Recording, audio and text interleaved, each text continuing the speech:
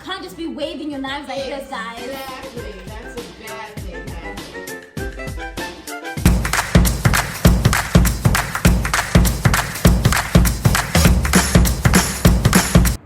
Okay, so I just got back from Whole Foods. God, I hate grocery store aisles. But I feel like I got everything she asked me to get, so now we just wait for her to arrive. So Afi has arrived and she's busy unpacking all the goodies. And we are going to start shortly. I'm going to do a proper introduction, but yeah, we're just getting set up now. Hi, so Afi is here. This is a proper introduction. This is my good friend and vegan chef, Chef Afi, and I'm going to link her bio at the bottom here.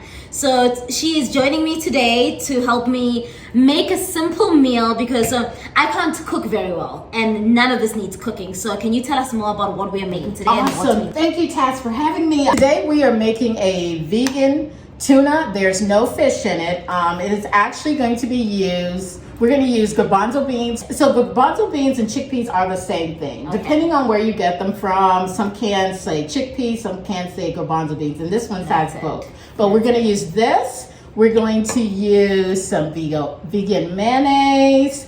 We're going to use some relish. This is just regular sweet relish, that's all. We've got a pepper. We've got some salt.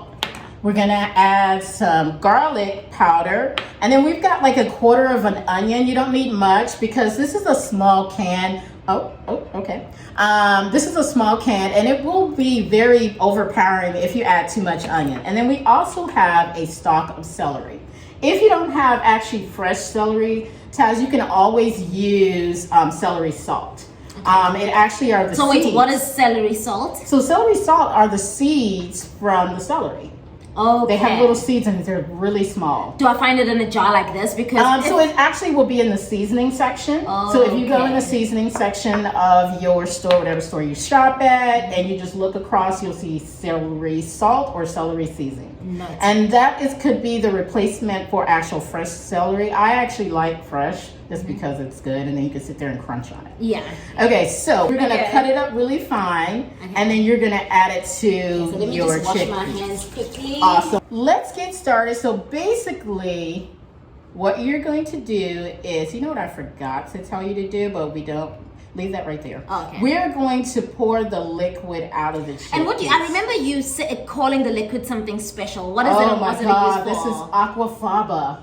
Okay. So I really want to save that. So let's save that for another one. Yeah. Yes. So let's just get a jar, and then we're just going to pour the aquafaba, which is the liquid from the chickpeas. You can do a lot of things with that, guys. A lot. We'll do that on another video. So you're just gonna you're gonna hold the cap and just hold that and let all that liquid come out. Awesome. And this recipe, try to get the rest of it because we don't want any of the liquid in your salad. It's kind of like when you're making tuna and you have the liquid in the tuna and you got to pour that liquid out. Yeah. That's what you're doing there. Okay, we have aquafaba, we have unsoaked peas. Awesome. All right, so go ahead and get your bowl. You can pour your chickpeas into your bowl. Here, I'm gonna let you do the honors because I'm basically just kind of coaching her. Because I need to know this for my future husband or just for myself to begin with. You know, cooking for yourself is awesome. You know, it's great to be able to go to a restaurant, but it's also awesome to be able to cook for yourself. To come home, exactly, because, you know, so I've been living on Uber Eats and DoorDash. Okay. And as much as I'm all about supporting our economy, yeah. Charity starts at home. There you go. I've got to support myself first. Exactly. Okay, so we have the chickpeas in the bowl. Okay, so we'll leave this over here for the moment. Okay. Now we're going to come to our knife skills. We've done this before. So this is the scary part here. So yes. Our very first lesson together, we've done this before. But I'm going to ask you to just show me one more time. Not a problem. Do the chopping. Yeah. Okay, so we have two different knives, guys. I have like a little paring knife. It comes with a little guard. Sometimes I like to use knives that have guards to protect yourself because you can get hurt. I teach knife skills in an actual cooking course because you need to know how to actually properly hold your knife. We are using the chef knife to chop. All right, so basically what I'm gonna do, I did wash the celery, but I'm actually just gonna cut this portion off of the celery. And the way that I hold my knife is to actually be able to take your hand around the handle, take your thumb at the top part of it, just like that. And then this is how you hold your knife. Some people do this. Some people put their hands all the way back here. That's a no-no. The reason Can you being, show us that one more time? Sorry. Sure. So you're going to take your hand. You're going to grab the handle like this. All your fingers around the top part of it. Then you're going to take your thumb and put it on the inside of the blade. You're not going to cut yourself. The reason you're doing this is to steady your knife. So when you're chopping, your hand is not moving all around. You don't want it to move. Okay. All right. So I'm going to look down, guys, because I need to keep my eyes on the board while I'm doing this. We are going to turn the celery over. I am actually going to take my left hand and claw my fingers together like this. And the reason I'm doing this is because the knife needs to rest against your fingers based on keeping your fingers out of the way. If your fingers are like this is when you get cut. If your fingers are like this, you can't cut yourself. So I'm actually just going to turn this over. And I'm gonna bear claw. I call it bear clawing. It's just a term. You don't have to call it anything. You just keep your fingers curled up. And I'm just gonna slice down and just cut that portion off. Okay, that's just the end of the celery. And then I'm gonna just do it the same way on the other side. Just like that. Okay, then we're gonna take the celery and then we're going to split it. I'm actually gonna turn my cutting board around a little bit. Just like that.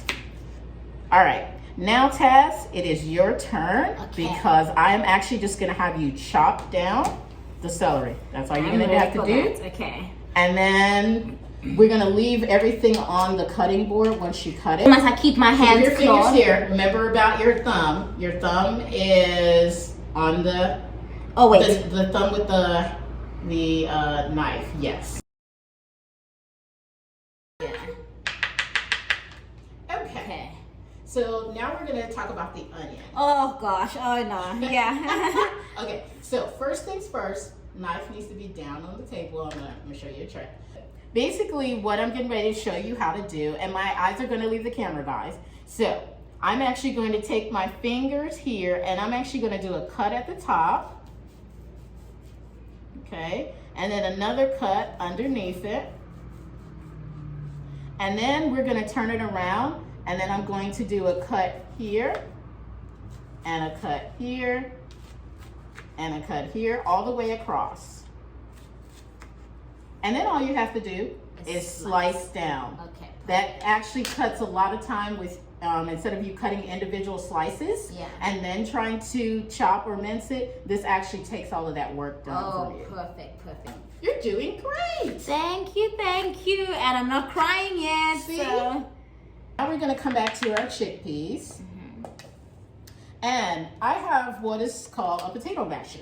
Okay, you don't necessarily have to use this. You can use a fork, but I'm using this just because, you know what, it makes it easier. Yeah. Chickpeas have a really thin film on the actual chickpea itself, and sometimes they slip around. So this just makes it easier to grip. So would you say we're able to put this in a grinder too? Is that the We type can put of it in like a food processor if you have one. Okay. Yeah, I don't know about. Is that too grinder. mushy, or is this like the perfect way to do it? Yeah, I would probably either use a fork or this. Food processing would probably be the best, but you have to get like a kind of a really heavy blade that doesn't like mush it, because you don't want it to turn into hummus. Sweet pea. Oh, okay. Because that's where our hummus comes from, is the chickpeas. Okay. So if you process it too fine, then it's past the point of like a tuna, because you want like pieces. Okay. And so basically what you're just gonna do is you're just gonna go in and you're just gonna mash your heart out. Okay. Yeah. Press down. Awesome. And even if there are kind of pieces, and you see how the little skins are popping out of it? Yeah. And that's okay, because like I said, tuna is pieces. And while you're doing that, I'm gonna go ahead and open up the relish. Perfect. So who taught you this? So I've tried this from people before, and we made it for one of my good friends' birthday parties, and I absolutely loved it. So I was like, today this is what I really want to learn. Who taught you this recipe, and when did you even become vegan, or was that like a recent lifestyle choice? Great question. Well, okay, here's the thing about the vegan tuna. Actually, I follow a lot of vegan chefs and watch a lot of videos and have a lot of reference books. And actually, one of these this particular recipe came from another chef that actually does her own YouTube channel, and she did like a tuna, because I don't really necessarily sometimes think about tuna on a as a lunch. Yeah, as a yeah, vegan but option. I was like, this is a great option. A little tidbit. So when I was young, I actually have been raised vegan since 1975. That might seem like a really long time. That's a long time to not have meat. It is. But there were not a lot of options back then. There are plenty of options now for you to choose from. So my mom used to get this product, and it's called Tuna. And it's a soy-based product that's like a soy protein, and then they kind of processed it and chopped it up and then put it in like a little tube. And that's what we used to use growing up as our version of tuna. Okay. That's awesome. You did good. That's good. Yeah. Okay. So you want to have some pieces in there. You don't want it to be too fine. You want it to be kind of nice like, kind of chunky. Exactly. So, me being around other people and still being vegan to this day, I've learned a lot from other people too, because there are a lot of things that I didn't know about. Like I learned about the aquafaba back in 2015 from someone who wanted me to do their cake with aquafaba, and they were like, "Do you know about that?" And I was like, "No, I don't." And I've heard that word a lot of times when you're cooking. I'm like, what is that? Where is she getting from? Okay. Exactly. So that's what it looks like, guys. I'll do a zoom in for you guys too. Awesome. That's great. Okay, so now here comes the fun part. You're going to take about 2 of the tablespoons of the mayo. It's just tablespoon size. This is kind of like a tablespoon size. Okay. Yeah. Just go with your eye. Yeah, basically. These Cooking is, Yeah. And it's really based on taste. Some people like a lot of mayo, some people don't. That's good. Awesome. So I'm linking all the products that we've used today. I've gone to Whole Foods and got some products there, all the vegan products. I'll be linking them at the bottom. Awesome. Okay. So since we don't want to taint our relish, so we're going to use, let's get a spoon. You know, I was getting ready to show you guys something that was not a good thing, because sometimes chefs do all kind of crazy things. And you're not going to be doing those crazy things when I'm alone anyway, so. I was getting ready to use my knife, guys. Y'all already know. Okay. All right, so basically what we're going to do is like 2 spoonfuls of relish. If you want it sweeter, you can add that, or you can add a little bit more sugar. Okay. And I do like my, and then I'll just mix? Yes. Or must I put the salt? So you're going to put your salt in, and then you're going to add your please. vegetables. Yes. And the salt and the pepper, guys, is based on taste. I don't really like measure that. I do it all based on how I like my food. So when you're doing those kind of things, I kind of do it to taste. On the garlic powder, I probably do like maybe 1/4 of a teaspoon, which is probably like a half a shake or something. Get in a little bit more. Yeah. A little bit more. Awesome. Okay. So, you know, back in the day when like our parents used to cook, they never used like measuring spoons. They just knew how to measure everything. Now, when it comes to culinary, I don't use a measuring spoon for a lot of things that I do. But when it comes to baking, I do, because baking is precise. It is math and science. So see, that's how my mom taught me how to cook. She was just like, just add some of this. Exactly. And never like add 2 teaspoons of this. And then today she expects me to be a good cook. I'm like, I never knew what was going on. I just knew what needs to go in. But I mean, she's an amazing cook. Like, that's awesome. She is an amazing cook. Okay, so now you can go ahead and start adding some of your celery and onions. Like a handful or Yeah, you can take maybe like a handful. Okay. And then add a little bit of your onions with that. And like I said, we're not going to use all of that, because that's kind of awesome. And all you're going to do is just stir that up, guys. This is like the simplest, like 15-minute. This could be a lunch. It could be a dinner. And like it's already smelling so good just because of the celery and the onion. And then here's the thing, guys. Like say you want to put it on a sandwich. You could just get some bread, get some lettuce, tomatoes. And that's it, guys. That's it. It's just like super delicious too. Listen, this is what I'm serving my new boyfriend, my soon-to-be boyfriend, my future bae, for the next 6 months of our relationship, until our next cooking lesson. Awesome, guys. Awesome. I love it. But that was it, guys. It was like 4 ingredients. Let me see. What was it? 1, 2, 3, 4, 5 ingredients that we used for this. That are going to be at the bottom of this page. Awesome. And it took like 15 minutes to make, guys. And like I said, you can prep your vegetables either a day ahead of time if you just are short on time, or if you choose not to use the fresh celery, you can always get celery seed.